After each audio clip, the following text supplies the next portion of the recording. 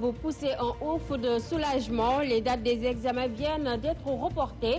Annonce du ministre de l'Éducation nationale, Serigne Mbaye Thiam, des mesures prises suite à la présentation des rapports par les inspecteurs d'académie concernant l'évaluation des conséquences des perturbations sur le système scolaire.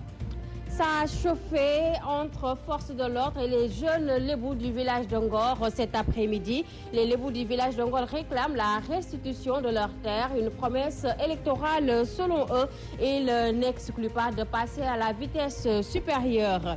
135e édition de l'appel des Layènes. Ce soir, zoom sur les disciples de Seydina Limamou Laye qui se préparent à rallier la cité religieuse de Yoff. À suivre aussi le portrait de Seydina Mandione Laye, deuxième khalife de Seydina Limamou. En sport, après les incidents de la Manche Allée qui ont entraîné la mort du supporter Ibrahim Nding, Cheikh Tidiane Dione, coach du champion en titre, veut que la rencontre Guédiawaye Football Club AS Pikine soit abordée dans le cadre du sport. C'est à suivre avec Adja Bitey dans la page des sports.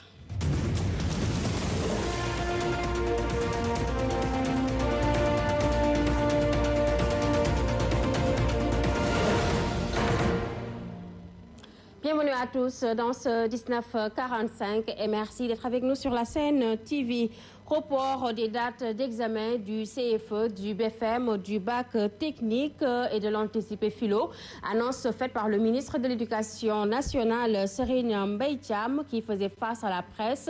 Des mesures qui font suite à la présentation des rapports par les inspecteurs d'académie concernant l'évaluation des conséquences des perturbations sur le système scolaire. Les détails avec Soda Mahem Gueye.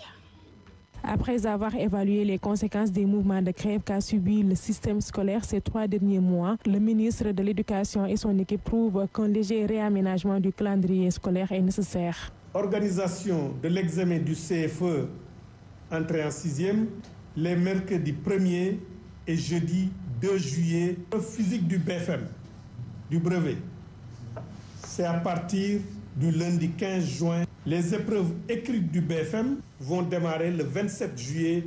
Les épreuves anticipées de philo seront organisées le 19 juin. Les épreuves écrites du bac vont être organisées à partir du lundi 20 juillet 2015. Ces mesures donc font suite aux 16 rapports présentés ce vendredi matin au ministre de l'Éducation par tous les inspecteurs d'académie. Il s'est agi d'une étude sur l'impact des perturbations juste après la levée du mot d'ordre de grève des enseignants. Ces échanges effectués à la base donc dans les inspections d'académie ont permis de réfléchir sur les conséquences de la grève en examinant, entre autres questions, le temps perdu, la nécessité ou non de réaménager le calendrier des examens et la planification des enseignements-apprentissages pour le restant de l'année scolaire 2014-2015. Le ministre de l'Éducation annonce qu'un conseil présidentiel sur les conclusions des assises de l'éducation et de la formation est prévu pour le 8 juillet prochain, ce qui contribuera grandement, selon Serigne Mbaye Thiam, à la stabilité de l'école sénégalaise. Soda Mahem Gueye Touré, plus tôt dans la journée, les élèves appréciaient cette probable revue du calendrier des examens. Si certains approuvent, d'autres par contre estiment que les heures perdues ne nécessitent pas un report de la date des examens. Toutefois, ils invitent les autorités à solutionner cette crise qui refait surface chaque année. Un reportage signé de Hadi Diouf Abadiouf. Le gouvernement doit revoir le calendrier des examens pour permettre aux candidats d'être à niveau. Un appel que lance cet élève qui estime que beaucoup d'heures de cours ont été perdues lors de la crise scolaire. Je veux qu'on repousse l'examen de bac. C'est plus... Ça nous arrangera quoi. Parce qu'il y a des élèves qui ont perdu des heures de travail. On a perdu presque une semaine. Un avis que partage son camarade du lycée, Mix Maurice Delafosse. Mieux vaut qu'on le repousse. Ça va nous arranger. Il est presque fin de l'année. On n'a pas encore terminé le programme. Tout le contraire de ce que pense cet élève, Ndeye Oumigay estime que ces heures perdues ne nécessitent pas un report de la date des examens. Je pense qu'on ne devrait pas reculer les examens parce que je ne pense pas qu'ils vont nous donner des choses qu'on n'a pas encore vues. Donc ils vont tenir compte des grèves et puis je ne pense pas que les profs aient accusé assez de retard qui vaille la peine de repousser les examens. Chaque année, on assiste au bras de fer syndicat-gouvernement, raison pour laquelle cet élève lance un appel pour une solution durable. Le problème se répète à chaque année. Mieux vaut que le gouvernement prenne des solutions, vraiment. Des heures de cours ont été perdues et les élèves doivent bientôt aller en examen. Y aura-t-il un report de la date de leur tenue? La réponse dépend de la décision.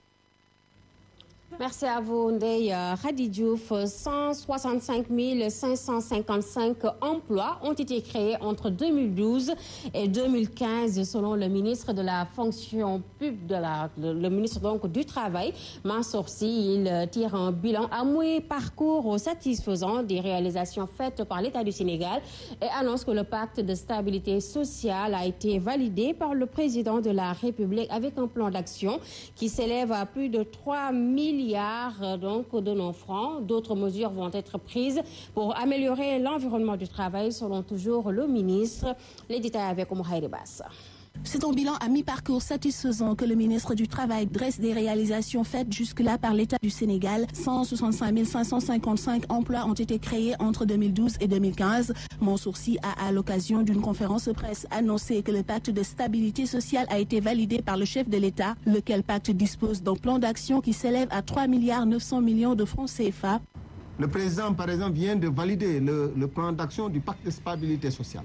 Ça veut dire qu'on va mettre en place un conseil d'orientation stratégique. Ce plan d'action, on l'a fait, on a dit, ce plan d'action a un coût. Il faut l'évaluer.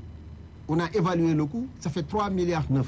Vous prenez l'école. On veut qu'il y ait la paix sociale sur l'année, sur l'école, sur 3 années. Mansour Sy ajoute que des acquis ont été enregistrés avec notamment la modification du Code du travail. D'autres mesures visant à améliorer les conditions des travailleurs sont en vue. Selon toujours le ministre du Travail, la Convention nationale État-employeur permettra de limiter, entre autres, les contrats de stage à 2 ans dans les différents secteurs. Il y a l'évasion sociale. Il y a les entreprises qui ne déclarent pas. Il y a ceux qui utilisent les travailleurs dans le cadre de contrats de stage qui n'est pas organisé, qui font des contrats de stage illimités. C'est ça qui va être réorganisé. Le Code du travail a été modifié. Et les conditions de stage sont déterminées. Les modalités même de leur prise en charge sont fixées. Puis, Mansour Sy fait savoir que le nombre de contrats à durée indéterminée a connu une augmentation de 18%. Dans le secteur privé, 53 820 contrats de travail ont été enregistrés en 2014 contre 44 695 en 2013. Je vous l'annonçais dans les titres, les jeunes Lébou du village de Ngor se sont affrontés cet après-midi aux forces de l'ordre. Ils réclament la restitution de leurs terres, une promesse électorale selon eux. Les jeunes Lébou en furie ont tout saccagé sur leur passage, déterminés à continuer leur combat. Sous la présence des forces de l'ordre, les jeunes comptent donc se faire entendre en élaborant un 3e plan d'action et invitent le chef de l'État à respecter ses engagements. Un reportage de Les jeunes du village de Ngor se sont mobilisés suite à l'interdiction de leur sitting. Ils voulaient manifester pour la restitution de leurs terres. Un sitting qui ne s'est pas finalement tenu. Les forces de l'ordre ont dispersé la foule avec des gaz lacrymogènes.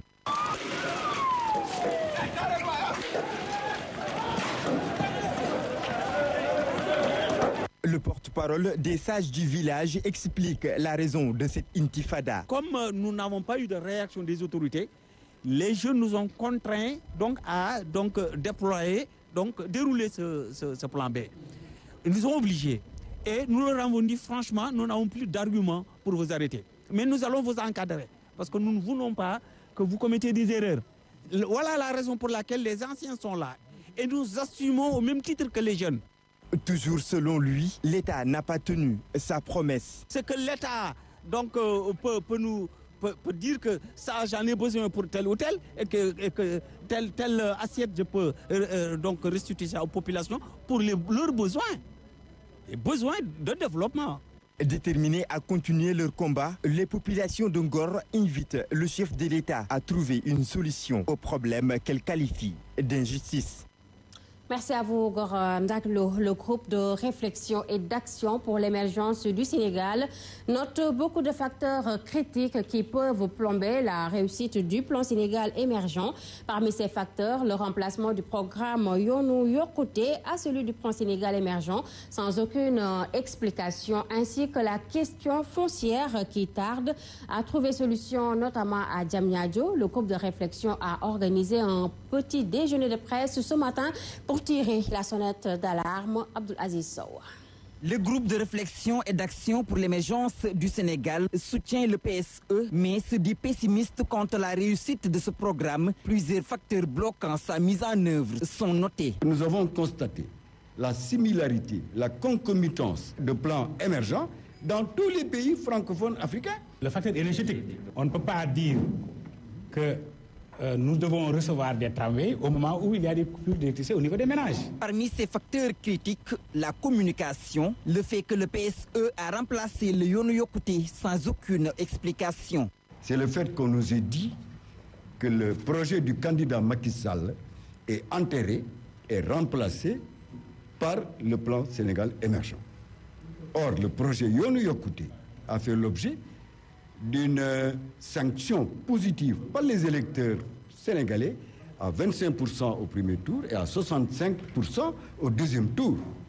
C'est inacceptable. Un problème de communication, nous l'avons déjà dénoncé. Macky Sall également le dénonce. Ce plan ne saurait réussir si l'on ne résout pas la question foncière, soutient le GRAP, notamment à Diamniadio. Sans la solution de ce problème, le PS risque d'avoir des problèmes, en tout cas au niveau de Diamniadio. Les difficultés sont déjà constatées. Par exemple, on exproprie des terres appartenant à des privés pour donner à d'autres privés. Ce groupe de réflexion exhorte les autorités en charge de la mise en œuvre du PSE à plus de concertation. L'impact du plan Sénégal émergent dans le tourisme, c'est le thème choisi par l'École nationale de formation hôtelière et touristique du Sénégal à travers ses journées culturelles ouvertes ce matin. Occasion pour ses étudiants d'échanger avec les professionnels du secteur sur l'avenir du tourisme sénégalais qui actuellement bat de l'aile. Un compte rendu d'Ndeye Dimendawa.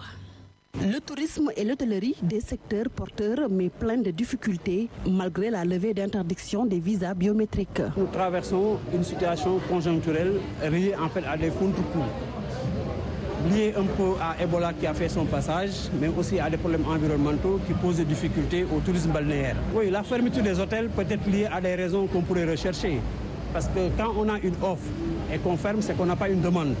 Pourtant, le Sénégal ambitionne d'avoir à l'horizon 2035 3 millions de touristes à travers le PSE. Pour cela, il faut des préalables. Au-delà des projets zones touristiques intégrées, particulièrement sur Pointe-Sarène, il y a les projets microtourisme qui sont orientés vers la mise en place de petites entreprises touristiques pour permettre aux populations locales de pouvoir prendre en charge le développement du tourisme au niveau local. Une main-d'œuvre qualifiée s'avère donc nécessaire pour attirer les investisseurs, d'où l'urgence de bien former les futurs acteurs du tourisme. Absolument.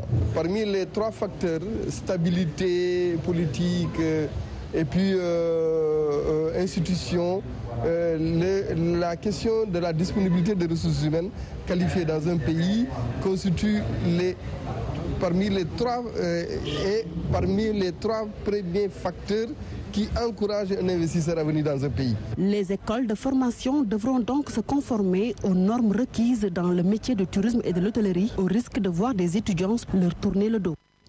Célébration de la 135e édition de l'appel de Seydina Limamou Laye. Aujourd'hui, Mantoulaye Thioub vous propose le portrait de Seydina Mandione Laye, deuxième khalife de Serigne Limamou. Celui qu'on appelait le Clément et le bâtisseur aura été khalife durant 22 ans. Suivez plutôt.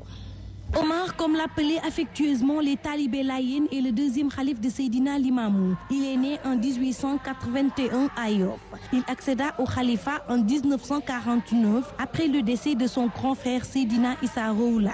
Beaucoup disent que durant son règne, la communauté laïenne avait atteint une maturité spirituelle et une stabilité sociale. Néanmoins, il assurait la continuité du travail déjà entamé par son père Seydina Limamou et son frère Issa. D'aucuns disaient que Seydina Mandione était le lieutenant, le plus proche collaborateur et l'émissaire de Seydina Issa Laye. Mandione est décrit comme quelqu'un de doux, de pacifique et de clément, d'où l'appel de son jeune frère Seydina Ababakar Laye lorsqu'il accéda au khalifa. Ce dernier disait aux fidèles de ne pas abuser de la clémence de leur nouveau khalife. Pour le cas, il n'avait nullement la vocation d'un prédicateur à haranguer les foules. Il se contentait de répéter à toutes les occasions des injonctions à craindre Dieu, à le servir avec constance, tout en demeurant fidèle à la tradition du prophète Mohammed alayhi salam. Il exhortait surtout aux fidèles laïens à s'attacher à la droiture morale et à se détourner de ce bas monde.